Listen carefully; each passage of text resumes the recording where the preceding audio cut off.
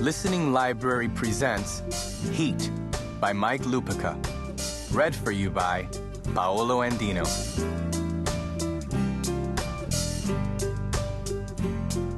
Chapter 1. Mrs. Cora walked slowly up River Avenue in the summer heat, secure within the boundaries of her world. The great ballpark Yankee Stadium was on her right. The blue subway tracks were above her, the tracks colliding up there with the roar of the train as it pulled into the station across the street from the stadium at 161st Street and River.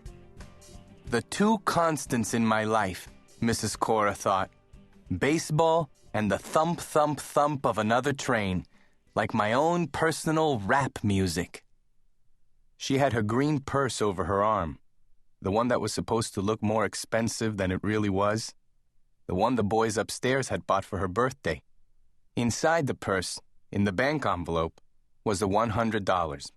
Quick cash, they called it. She had just gotten from Bank of New York ATM machine, her food money. But she was suddenly too tired to go back to the Imperial Market.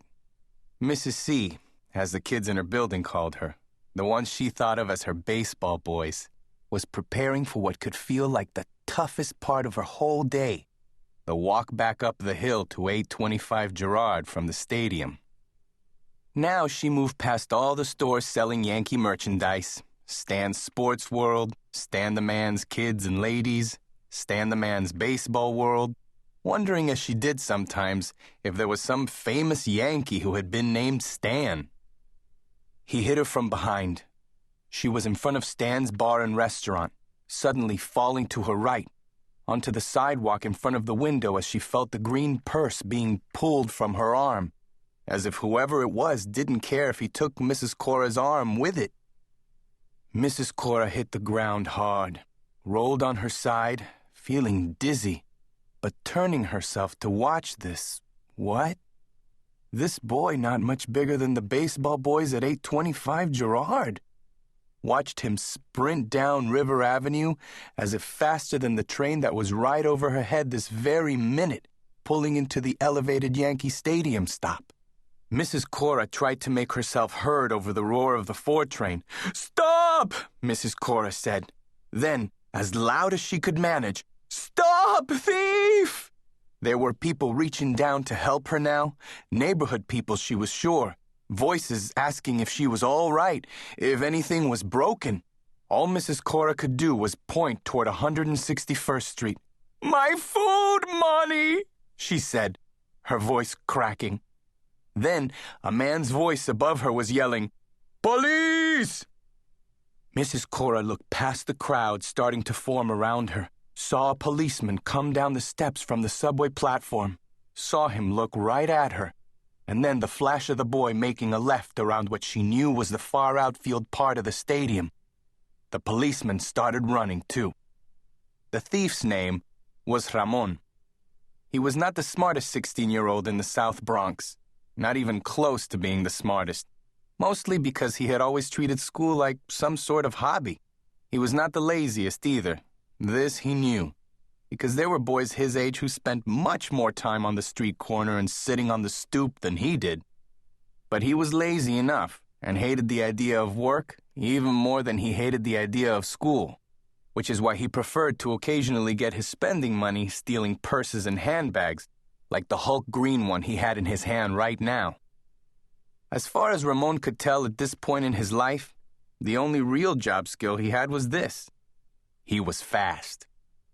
He had been a young soccer star of the neighborhood in his early teens, just across the way on the fields of Joseph Yancey Park. Those fields a blur to him right now as he ran on the sidewalk at the back end of Yankee Stadium on his way to the cobblestones of Rupert Place, which ran down toward home plate. "Stop! Police!" Ramon heard from behind him. He looked around, saw the fat cop starting to chase him, wobbling like a car with a flat tire. Fat chance, Ramon thought. Ramon's plan was simple. He would cut across Rupert Place and run down the hill to McCombs Dam Park, across the basketball courts there, then across the green expanse of outfield that the two ball fields shared there. Then he would hop the fence at the far end of McCombs Dam Park, and run underneath the overpass for the exit from the Deegan Expressway, one of the stadium exits. And then Ramon would be gone, working his way back toward the neighborhoods to the north, with all their signs pointing toward the George Washington Bridge, finding a quiet place to count his profits and decide which girl he would spend them on tonight. "Stop! I mean it!" the fat cop yelled. Ramon looked over his shoulder, saw that the cop was already falling behind, trying to chase and yell and speak into the walkie-talkie he had in his right hand all at once.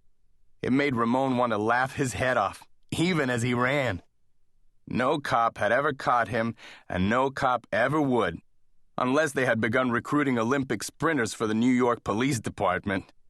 He imagined himself as a sprinter now, felt his arms and legs pumping, thought of the old Cuban sprinter his father used to tell him about. Juan something. No. Juantarena. Alberto Juantarena. His father said it was like watching a god run. And his father, the old fool, wasn't even Cuban. He was Dominican. The only Dominican who wanted to talk about track stars instead of baseball. Whatever. Ramon ran now across the green grass of Macomb's Dam Park, where boys played catch in the July morning, ran toward the fence underneath the overpass. It wasn't even noon yet, Ramon thought, and I've already earned a whole day's pay. He felt the sharp pain in the back of his head in that moment, like a rock hitting him back there. Then Ramon went down like somebody had tackled him from behind. What the? Ramon, who wasn't much of a thinker, tried to think what had just happened to him, but his head hurt too much. Then he went out. When the thief opened his eyes, his hands were already cuffed in front of him. The fat policeman stood with a skinny boy, a tall, skinny boy with long arms and long fingers attached to them, wearing a Yankee t-shirt, a baseball glove under his arm. "What's your name, kid?" The one on the ground said, "Ramon," thinking the policeman was talking to him. The cop looked down, as if he'd forgotten Ramon was there. "Wasn't talking to you." "Michael," the skinny boy said. "Michael Arroyo." "And you're telling me you got him with this from home plate?" The cop held up a baseball that looked older than the old stadium that rose behind them to the sky. "Got lucky, I guess," Michael said. The cop smiled, rolling the ball around in his hand. "You lefty or righty?" Now Michael smiled and held up his left hand like he was a boy with the right answer in class. "Home plate to dead center?" the cop said. Michael nodded, like now the cop had come up with the right answer. "You got some arm, kid," the cop said. "That's what they tell me," Michael said.